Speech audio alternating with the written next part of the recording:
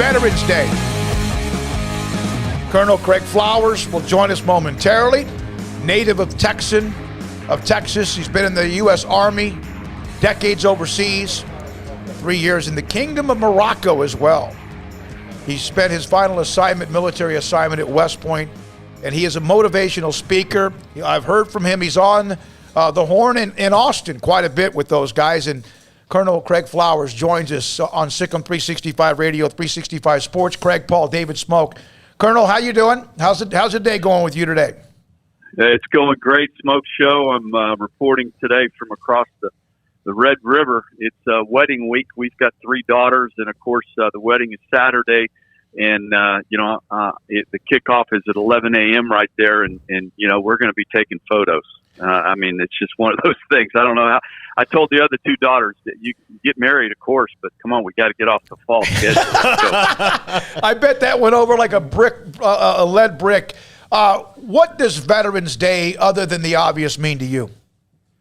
Well, I appreciate that question, Smokey. I never was a Boy Scout. Not that you have to be one to be in the Army. I didn't play Army. I didn't dream of playing Army. I knew that my father, who played baseball at Trinity University with Jerry Grody, had served in the Army. I knew that my grandfather had.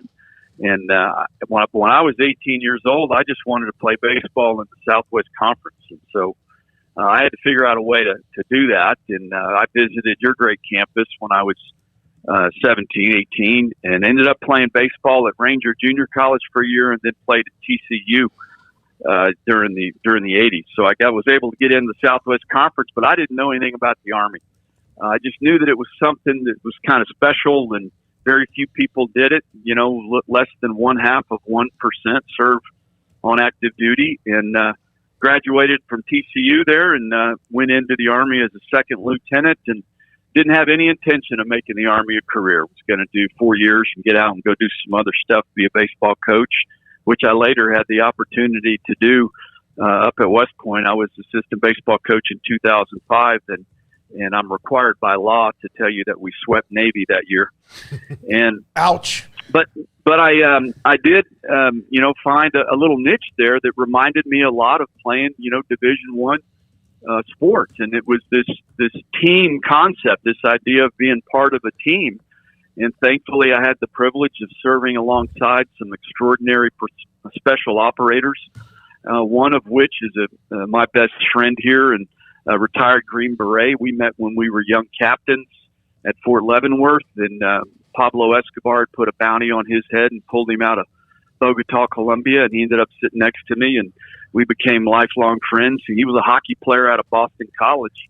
And so, as I reflect on Veterans Day, very different than Memorial Day, I just think that, I think everybody at some level wonders. I know Boone Pickens did. I got to spend a lot of time with him. Wonders if they, would have served in the military.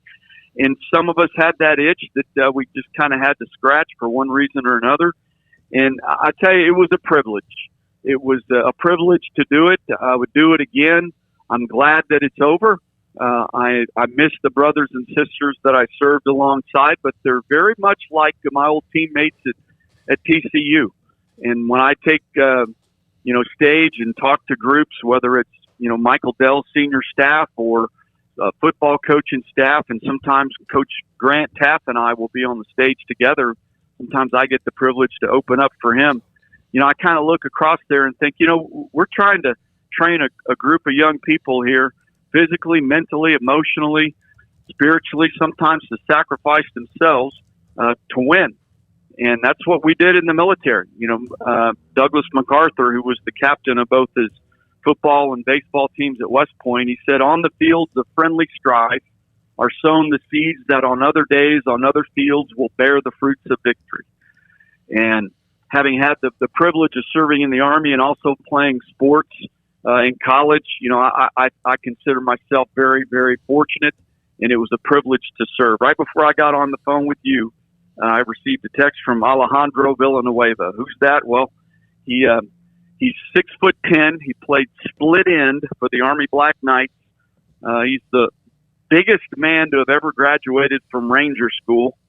He had several tours of combat over in Afghanistan, and now he wears number 78, and tonight will be protecting the blind side of the quarterback for the Pittsburgh Steelers, whether that's Big Ben or his backup. So, I think about what Alejandro Villanueva, did. Here's a guy that, just loved to bass fish and was going to be a receiver. Now he's playing in the NFL, and I'm sure he'll be the one carrying the flag out tonight.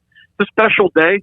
Appreciate all the texts and calls that I get. I don't really know how to respond to them, so I typically just respond with an emoji fist bump and an American flag because we just did our job. I don't want to get off the Veterans Day topic too far, but I've got to rewind to something you said. You have a friend that Pablo Escobar put a bounty on his head. I mean, look, I've been to a lot of parties, but that's a story topper for all story toppers. It's a great story. I'm sitting at Fort Leavenworth as a young captain. I'm about to go into a special program myself, and I'm sitting there. I've got to spend about 90 days at Fort Leavenworth, and it's 12 captains in each classroom. There's 10 of us or 11 of us sitting in there, and the last guy to walk in, got a little longer hair, about my size, kind of a square-jawed, broad shoulder. He's a little more fit than I am, and he ends up sitting right next to me, and I kind of look at him. He looks like he's lost. He leans over and asks if he can borrow a few uniforms until his get shipped to him. I said, sure. I said, hey, and he asked me, he said, what is this course? I told him what it was. And he said, okay. So I just got in last night, again, from Boston College. He went to school with Doug Flutie. And he said, yeah. So I get the story that here he is, a pale-skinned, blue-eyed guy with a Boston accent who's fluent in Spanish, and he's leading an A-team of Green Berets over in Bogota, taking care of business. And I guess his taking care of business, he was just doing a little too well. Pablo got irritated, put a bounty on his head, and the Pentagon pulled him out and said, hey, you got to cool off for a little bit. And so he ended up next to me, and I set him up on a blind date with his wife, and they've been married for 25 years with 3 boys. Thanks for that story, man. I'm glad you followed up too, Paul. I just had to. I mean, that's not something you hear that often. That this guy had from Pablo Escobar. Wow.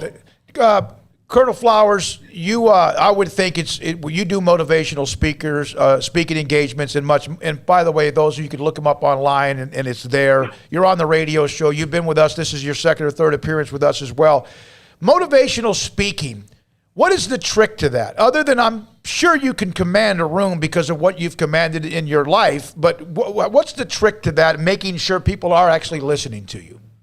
Well, it's a very simple formula, and I'm not a master of the obvious at all, but you've got to know your audience, you've got to care for your audience, not coddle, and then you can challenge your audience in that order. That's the formula: know, care, and challenge. And quite frankly, that's how the most elite teams on the planet behave. That's how you all are going to have to behave at 11 a.m. on Saturday in order to beat the Sooners. You've got to know one another like no other, care for one another like no other, and that means holding one another accountable. Therefore, because we know and care, we can challenge one another. And that formula is very specific to what can be described as the most elite teams on the planet, which only comprise about 4% of teams. And how they assess, select, and develop, i.e. recruit and develop, how those elite special operations teams select members to join them is pretty precise. And they ask themselves 3 questions. Can they do it? Do they have enough talent to do it? Are they capable? Will they do it? Do they have enough discipline to do it? And then the last question is the most important. Will others do it with them? And if they ever are looking at someone that can do it, that will do it, but others won't do it with them, well, they just simply cannot be a part of the most elite teams on the planet. Because you've got to have all 3. They must be able to do it, they must have the discipline to do it, and others must be willing to do it with them. And that's the same approach that college football coaches, that's what, Dave Aranda's got to figure out as he continues to build on an extraordinary program. By the way, you guys are really good. I don't know how the Horned Frogs won that one, but they shouldn't have. But those 3 questions, can they do it, will they do it, will others do it with them, is a great formula for assessing, selecting, and developing, i.e. recruiting people to be part of your team, whether you're in business, whether you're in the military or whether you're trying to put together an athletics team. Well, Colonel Flowers, I think part of the thing you left out, but you can tell, is to be a successful motivational speaker, you have to be sincere, and you are very sincere in your message and your mission, and that just comes across. I wanted to tell you that. Well, I appreciate that very much. You know, if I were to ambush the three of you all there and say, listen, what's your definition of leadership? Most would respond with some form of cliches. To include do what's right when nobody's looking, choose the harder right over the easier wrong, which, by the way, comes from the West Point cadet prayer.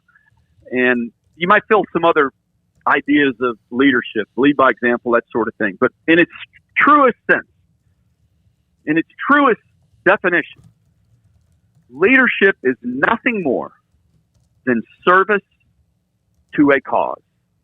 You pick the cause, and if you authentically, relentlessly, and selflessly serve that cause, you're leading. You don't have to be an extrovert. You don't have to be Alejandro Villanueva, 6'10", 300 and whatever he is. You can be an introvert. You can be the smallest in stature with the shyest of personalities. But if you are authentically, relentlessly, and selflessly serving a cause, you are leading. And typically we have 6 causes in our lives: our faith, our family, our friends, our community, our team, and the last one that we often forget is ourselves. How do we answer the bell every day? And those elite members of elite teams, they don't hit the snooze button. When the snooze button comes off, they don't have the intention of getting up. Their intentions don't matter. The alarm goes off, they put their feet on the ground, they answer the bell, and they get to work. Intentions don't matter. Actions are what matter. And serving a cause is leading. Colonel Flowers, thank you, buddy. Appreciate it so much. Thank you for serving our country, what you also represent. We appreciate it. Enjoy the wedding, and yes, get the message across. Weddings do not happen during football season. It's unbelievable, Smokey. I've been telling them this for years, but I think that the virus is what put us into this great. I mean, and it's opening weekend of deer season too. I mean, I'm supposed to be on an organic protein harvest. That's what we say in Austin. I'm supposed to be out there in a deer stand, and here I am, trying to figure out if I'm going to wear a cummerbund or not. So I appreciate go you. Hey, Smoak, you're doing a good job as a dad there. I'm sure I'm proud of Craigo and love listening to y'all. And boy, you guys are leading the way down there in Waco, and you've got a great city there that's developing every day. And, yep. And good luck to you this Saturday. Thank you very much, Colonel Craig Flowers. And I hope you enjoyed that segment, Veterans Day. You know how much we love to honor and remember the military, all of us involved in that in many different ways. Paul, Catalina, Craig Smoak, and David Smoak, and we appreciate his time. I'm going to read a couple of these on the chat room. From Simon 2077, we have a lot of you who have served this country.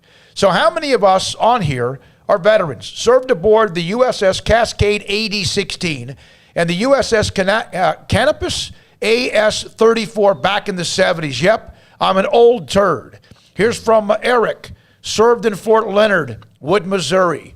20 years in Air Force. Chris, let's see here. There's one about somebody who was on a boat that capsized. It was my pleasure to serve. No greater for me than the fighting to defend our homeland. Here's from Daniel. My dad was in the Navy. My uncle was in the Army. My ex-brother-in-law was in the Marines. I'm proud of all of them. I'm proud of all who served as well. Anyone go to sea in a massive storm at sea? This is from Simon. Our ship of a crew of 650 about capsized. We were hit broadside with our port side main deck totally underwater, ready to flip. Something I'll never forget. Man. Golly, that. I'm not built for that. Yeah. Let's see here. Let's see a couple more. There's a lot of you. There's a lot of you whose fathers served.